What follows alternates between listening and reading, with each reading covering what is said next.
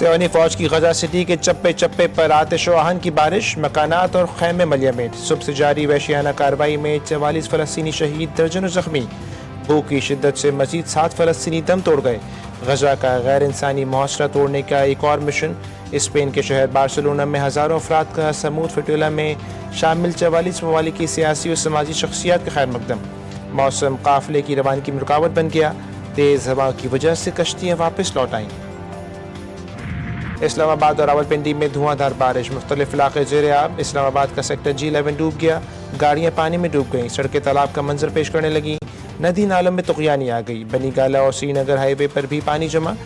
سنجانی tool plaza کے قریب 2 بچے برساتی نالے میں گر گئے، ایک بچے کی لاش نکال لی گئی، دوسرا محفوظ رہا۔ سیکٹر H8 میں 95 ملی میٹر بارش ریکارڈ، گولرا میں 66، سید پور میں 40 ملی میٹر بارش ریکارڈ کی گئی۔ کٹاریا میں پانی کی سطح بلند، محکمہ موسمیات نے مزید بارش کی پیش گوئی کر دی۔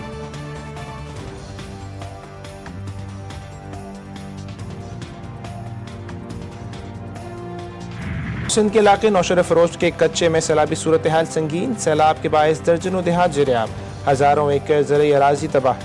دریائے سندھ میں 2 لاکھ کیوسک کا ریلا گزر رہا ہے، زمینی رابطہ منقطع ہونے سے کچے کے مکین سیلابی پانی میں پھنس گئے۔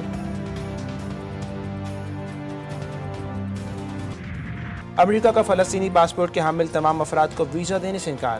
نئی ویزا پالیسی کے تحت ٹرمپ انتظامیہ کی سفارتکاروں کو ہدایت، کہا کہ فلسطینی پاسپورٹ کے حامل افراد کی ویزا منظوری روک دیں۔ فلسطینی پاسپورٹ کے حامل افراد کے ویزا منسوخی کا مقصد فلسطینیوں کو علاج کے لیے امریکہ آنے، پڑھنے اور کاروباری سفر سے روکنا ہے۔ افغانستان میں زمین لرز اٹھی، 6 شدت کے خوفناک زلزلے نے تباہی بکھیر دی۔ زلزلے کے جھٹکے کابل سے لے کر پاکستان کے شہر اسلام آباد تک محسوس کیے گئے۔ افغانستان کے صوبے ننگرہار میں اور کنڑ میں درجنوں مکانات ملبے کا ڈھیر بن گئے، اموات کی تعداد 800 سے تجاوز کر گئی، 2500 سے زائد زخمی۔ زلزلے سے کئی گاؤں مٹی تلے دب گئے۔ زلزلے کا مرکز جلال آباد کے قریب اور گہرائی 8 کلومیٹر تھی۔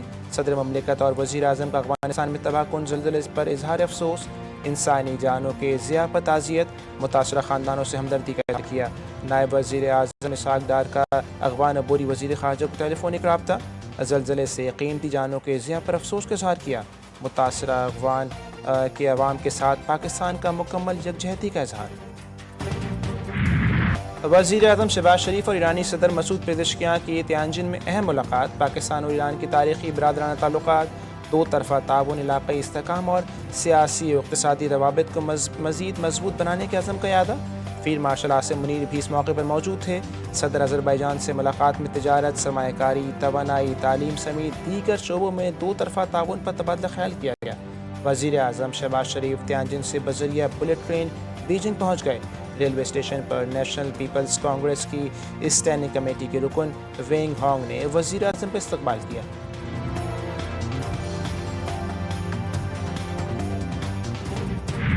SCO وقت گزرنے کے ساتھ تناور درخت بن چکے ہیں۔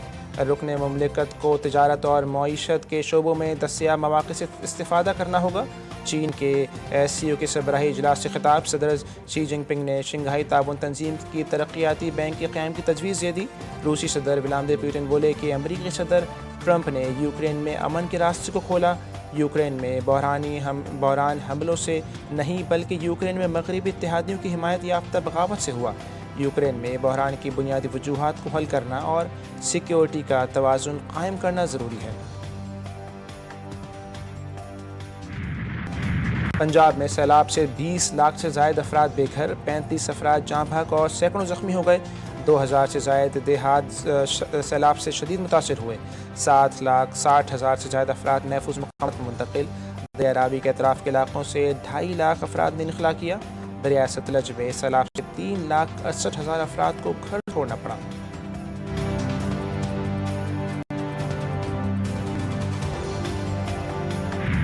وزیر اعلیٰ پنجاب مریم نواز کا جنگ میں سیلاب متاثرہ علاقوں کا دورہ، متاثرین میں امداد تقسیم کی۔ مریم نواز کو ریسکیو اور ریلیف آپریشنز پر بریفنگ دی گئی۔ وزیر اعلیٰ پنجاب کی ریسکیو اور ریلیف آپریشنز کا دائرہ کار مزید بڑھانے کی ہدایت، کہا کہ عوام کے جان و مال کا تحفظ ترجیحی ہونا چاہیے۔ چیئرمین پیپلز پارٹی بلاول بھٹو اور فریال تارپور سے وزیر اعلیٰ سندھ کی ملاقات، مراد علی شاہ کی صوبے میں سیلاب کی صورتحال پر بریفنگ، سیلاب سے ممکنہ طور پر متاثرہ افراد کی مدد کے لیے پیشگی اقدامات کی ہدایت۔ بلاول بھٹو نے کہا کہ آبی ریلے اور اس کے اثرات کی مانیٹرنگ کے نظام کو مزید مؤثر کیا جائے۔ وزیر اعلیٰ کا کہنا تھا کہ سندھ حکومت سیلاب اور اس کے بعد پیدا ہونے والی صورتحال کا مقابلہ کرنے کے لیے تیار ہے۔